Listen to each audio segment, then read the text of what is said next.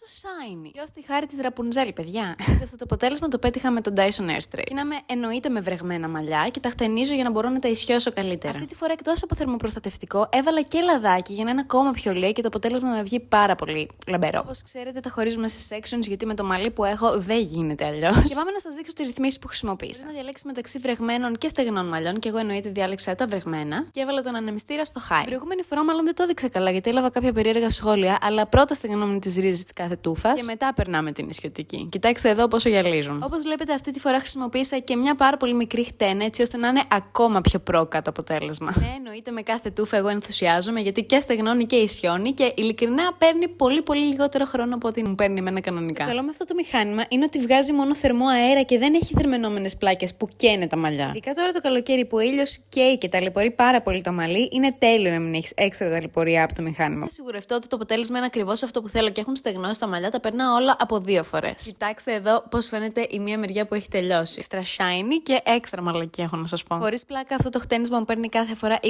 με 25 λεπτά και βγαίνει έτσι. Και εντωμεταξύ είμαι και βαμμένη ξανθιά που σημαίνει ότι το μαλλί μου γενικά είναι πιο ταλαιπωρημένο από ένα φυσικό. Και φτάσασταν λοιπόν να πάρετε αυτό το μηχάνημα, μπορείτε να το βρείτε στο PNF μόνο με 379 από 580 ευρώ.